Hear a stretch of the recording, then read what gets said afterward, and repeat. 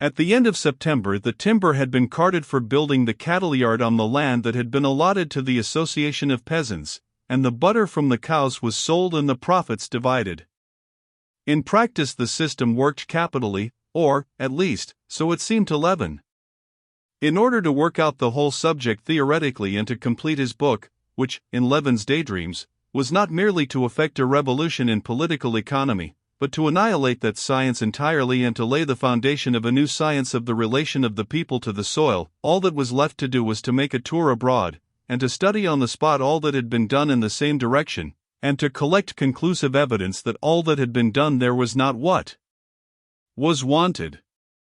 Levin was only waiting for the delivery of his wheat to receive the money for it and go abroad.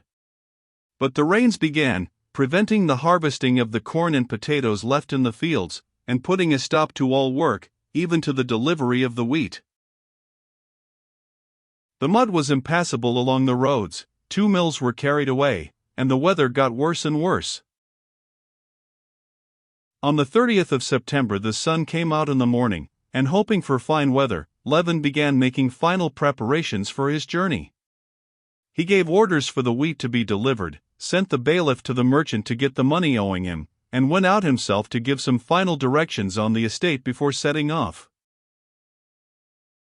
Having finished all his business, soaked through with the streams of water which kept running down the leather behind his neck and his gaiters, but in the keenest and most confident temper, Levin returned homewards in the evening. The weather had become worse than ever towards evening. The hail lashed the drenched mare so cruelly that she went along sideways, shaking her head and ears, but Levin was all right under his hood, and he looked cheerfully about him at the muddy streams running under the wheels, at the drops hanging on every bare twig, at the whiteness of the patch of unmelted hailstones on the planks of the bridge, at the thick layer of still juicy, fleshy leaves that lay heaped up about the stripped elm tree. In spite of the gloominess of nature around him, he felt peculiarly eager. The talks he had been having with the peasants in the further village had shown that they were beginning to get used to their new position. The old servant to whose hut he had gone to get dry evidently approved of Levin's plan, and of his own accord proposed to enter the partnership by the purchase of cattle.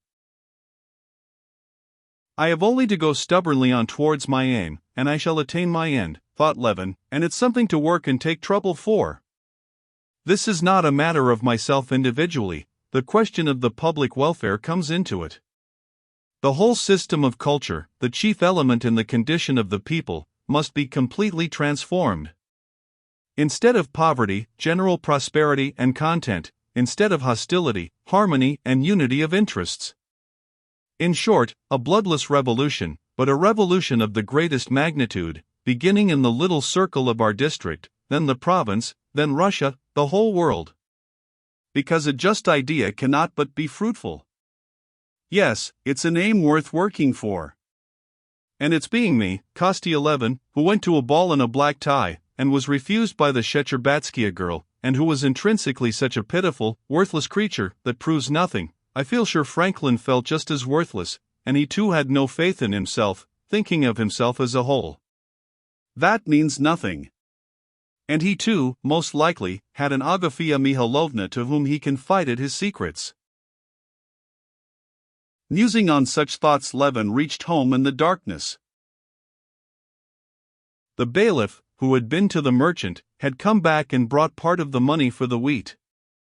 An agreement had been made with the old servant, and on the road the bailiff had learned that everywhere the corn was still standing in the fields, so that his 160 shocks that had not been carried were nothing in comparison with the losses of others.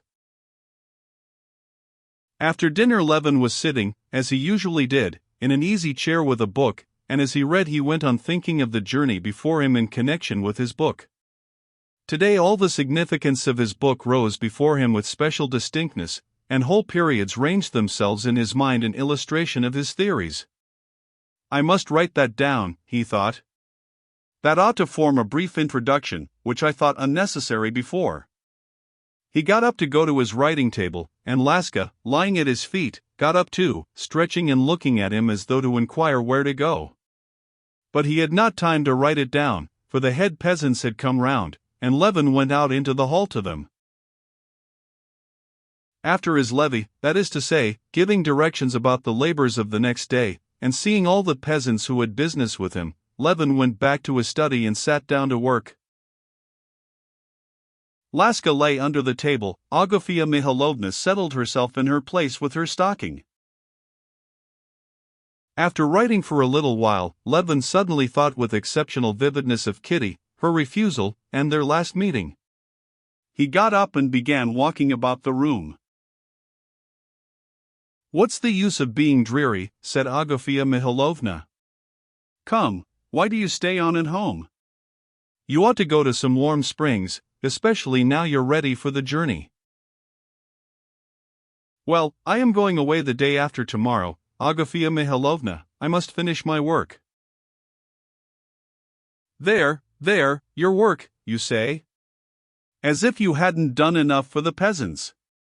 Why, as 'tis, they're saying, your master will be getting some honor from the Tsar for it. Indeed, and it is a strange thing. Why need you worry about the peasants? I'm not worrying about them, I'm doing it for my own good. Agafia Mihailovna knew every detail of Levin's plans for his land. Levin often put his views before her in all their complexity, and not uncommonly he argued with her and did not agree with her comments. But on this occasion she entirely misinterpreted what he had said. Of one's soul's salvation we all know and must think before all else, she said with a sigh. Parfen Denisich now, for all he was no scholar, he died a death that God grant every one of us the like, she said, referring to a servant who had died recently. Took the sacrament and all. That's not what I mean, said he. I mean that I'm acting for my own advantage. It's all the better for me if the peasants do their work better. Well, whatever you do, if he's a lazy good-for-naught, everything'll be at 6s and 7s. If he has a conscience, he'll work, and if not, there's no doing anything. Oh, come, you say yourself Ivan has begun looking after the cattle better. All I say is, answered Agafia Mihailovna, evidently not speaking at random, but in strict sequence of idea, that you ought to get married, that's what I say. Agafia Mihailovna's allusion to the very subject he had only just been thinking about, hurt and stung him. Levin scowled, and without answering her, he sat down again to his work, repeating to himself all that he had been thinking of the real significance of that work. Only at intervals he listened in the stillness to the click of Agafia Mihailovna's needles, and recollecting what he did not want to remember, he frowned again. At 9 o'clock they heard the bell and the faint vibration of a carriage over the mud.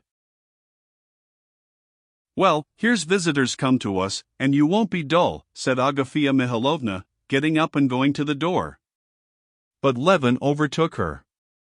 His work was not going well now, and he was glad of a visitor, whoever it might be.